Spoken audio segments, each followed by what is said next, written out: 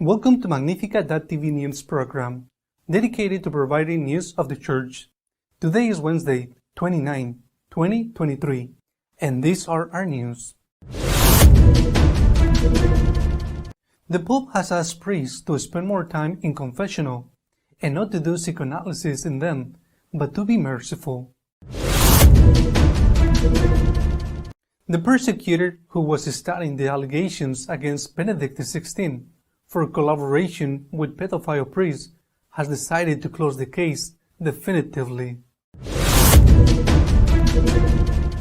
The Church has denounced it to the UN that 1 out of 7 Christians in the world suffers persecution for their faith, and nothing is being done about it. The Bishop of Antwerp has stated that in Belgium they are giving blessing to homosexual couples, and that they do it with explicit permission of the Pope. Cardinals Birch and Müller have asked the Pope to take actions against the bishops who approved the German synod's guidelines. More priests in the confessional and more time spent in confessions. This was the Pope's request addressed to the clergy of the whole world. Pope Francis received the participants in the internal form course promoted these days by the Apostolic Penitentiary. The pontiff asked that confessionals should never be empty and pointed out that priests should not act as psychiatrists and psychoanalysts. The Pope stressed the importance of avoiding scolding those who come to receive the gift of reconciliation or giving a penance that cannot be done. If someone does not feel like being a giver of mercy, do not go to the confessional, he said. The Pope stressed that it is not possible, especially in this time of Lent, to allow attention to be neglected in the exercise of pastoral charity, which is expressed in a concrete and eminent way, precisely in the full availability of priests, without any reservation, to the exercise of the ministry of reconciliation. Francis invited priests to the magnanimity of heart, aware that they themselves, as penitents, are both sinners and ministers of mercy. The case against Benedict XVI for assuming indirect collaboration with pedophile priests has been definitively closed by the Munich Public Prosecutor's Office.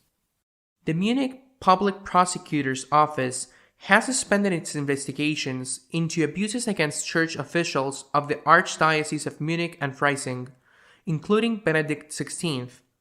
This was announced by the judicial authority at a press conference on Tuesday. Benedict XVI was included in the list of defendants by the prosecutor's office during its investigation in the Munich abuse report. In particular, it was examined whether a church leader may have aided and abetted an act of abuse subsequently committed by a priest by means of a personal decision that was not yet time-barred, the prosecutor's office announced. However, either no main crime of complicity could be proven, or such a crime could no longer be prosecuted due to the statute of limitations, the statement continued. Therefore, in these proceedings, no interrogations of the responsible defendants were carried out, and therefore no notices of dismissal of the proceedings were also not carried out, the prosecution noted. In addition to the German Pope, 2 other living church officials were registered as defendants: the former Archbishop of Munich, Cardinal Friedrich Wetter, and the former Vicar General of Munich, Gerhard Gruber. The investigations did not lead to sufficient suspicions of criminal activity on part of the staff officials, which is why proceedings were dismissed. With regard to Wetter and Gruber, the focus was on clergymen convicted in 1962. The investigations had led to 2 main offenses that were not yet time-barred. In this case of Wetter, it could not be proven that he had knowledge of the abuse allegations and had left the priest in question in active service. And in the case of Gruber, it could not be proven that he had deliberately contributed to the abuse. 1 in 7 Christians is persecuted because of his or her faith. The Church has denounced it to the United Nations. 1 in 7 Christians today suffers persecution. This was stated by the Apostolic Nuncio and Permanent Observer of the Holy See to the United Nations and other international organizations in his speech delivered in Geneva at the 52nd session of the UN Human Rights Council. On behalf of the Holy See, the Nuncio put the spotlight on the situation of many individuals and communities who suffer persecution because of their religious creed. Peace also demands universal recognition of religious freedom, the prelate said, quoting the Pope. It is worrying that people are persecuted for the mere fact of publicly professing their faith, and that in many countries religious freedom is restricted. Nearly a third of the world's population lives under these conditions. In recent years, we have witnessed an upsurge in repressive measures and abuses, including by national authorities, against religious minorities in many countries around the world, he added. Believers are often denied the right to express and practice their faith, even when this does not endanger public safety or violate the rights of other groups or individuals. According to the Archbishop of Antwerp, the Pope will have given permission to the Belgian Bishops to bless homosexual unions, and therefore they're doing it. The Archbishop of Antwerp, Monsignor Bunny, has assured for the second time that the Pope gave the go-ahead for the blessing of homosexual couples approved by the Belgian Bishops. The Pontiff asked them if they were all in agreement and if they were walking together in this issue. In Belgium, the bishops all agreed to approve the blessing of same-sex and other irregular couples. There is also a ritual, and now it has been reported that according to Monsignor Bunny, the Pope approved everything last November during the ad limina visit of the Belgian Episcopate. For the Belgian bishops, a disordered and objectively sinful sexual relationship can thus become the most that can be offered to God at a given moment, and that the Church, for its part, must not only respect this erroneous discernment of conscience but must accept it. According to Monsignor Bunny, the text was elaborated in discussion with the Holy See, but in the end, we published the text, and then there was only silence. The text unanimously accepted was presented in Rome during the ad limina visit last November, a week after the German bishops. The Bishop of Antwerp added, "We also discussed this with the Pope, who told us, 'It is your decision, I understand.' The important thing for him was to continue with wisdom and to remain united. Twice he asked, 'Are you all in agreement? Do you walk together?' And we said yes." Cardinals Burke and Mueller have asked the Pope to act against bishops who have approved the directives of the German Synod and are implementing them. Following the approval of measures contrary to the faith of the Church by the German Synod, Cardinal Mueller and Cardinal Burke asked in statements to EWTN that the bishops who approved them and are implementing them be sanctioned. There must be a trial and they must be condemned, and they must be removed from office if they do not convert and do not accept Catholic doctrine, Mueller said during the interview. It is very sad that a majority of bishops have explicitly voted against the doctrine of the Catholic Church and of all our Christian thinking against the Bible, the apostolic tradition, and the defined doctrine of the Catholic Church, the Cardinal added. Mueller said that the laity and bishops who supported these resolutions in the General Synodal way are influenced by this LGBT and woke ideology, which is materialistic and nihilistic.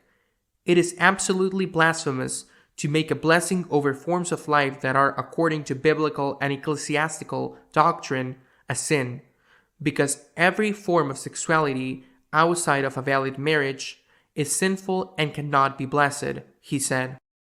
Burke urged the Vatican to sanction bishops who voted to bless homosexual unions. Whether it is heretical teaching or apostasy, they are sins against Christ himself, and therefore are the gravest nature. and the Code of Canon Law establishes the appropriate sanctions. Burke also addressed criticism of those who oppose these reforms, saying that they are against the Pope. We are the ones who love the Pope and try to help him carry out his mission, while these people who simply ignore what Rome is telling them, what the See of Peter is telling them, show that they have no respect for him and are true enemies of the Pope, he said. Our editorial this week is dedicated to commenting on the analogy between the Church's reaction to the Luther's heresy and the reaction to the German Synod. What is happening in Germany after the conclusion of the Synod of Bishops and the implementation of some of the things approved in it, such as the blessing of all kinds of couples that are not married in the Church, including homosexual couples. What is happening in Germany is more and more similar to what happened with Luther's heresy. Luther nailed the theses of indulgences, the 95 theses on the door of the Church of Wittenberg, the Church of All Saints, in 1517. 2 weeks later, only 2 weeks later, thanks to the means of communication that were then already beginning their splendor, the printing press. 2 weeks later, these theses were known throughout Germany, and 2 months later, only 2 months later, those theses were spread. They were already known throughout Europe, and yet the Vatican, Rome, the Pope did not act. Why? For 2 reasons. These are things that historians say, and they all agree. On the one hand, the contempt towards the individual. They did not give him importance. They did not consider his intellectual capacity, which was great. He was a doctor. He had been named doctor in the Bible, and they despised him, thinking that he was nobody. Leo X said, "Those theses were written by a German drunkard, who, as soon as he is sober, will disdain them," which was not the case. They did not know who they were talking about.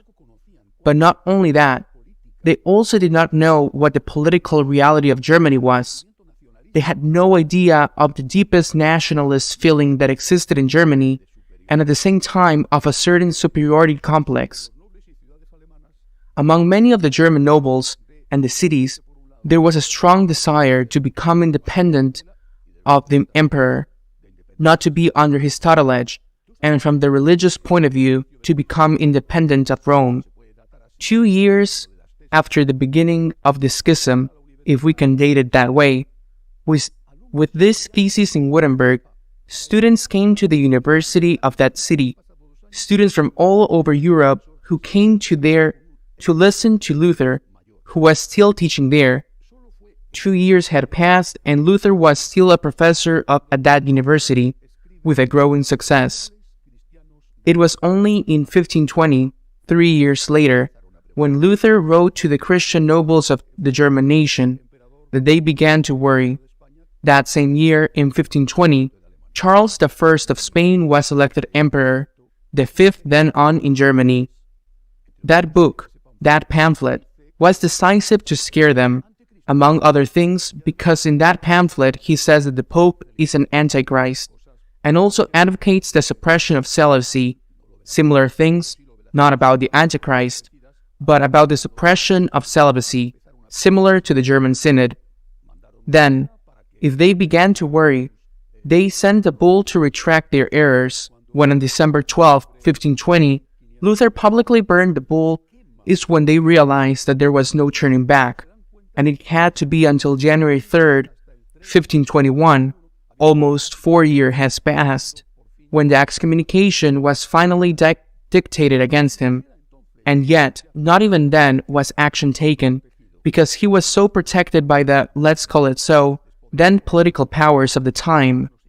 Some feudal lords, above all Frederick of Saxony, he was so protected that not even then did they dare to act against him.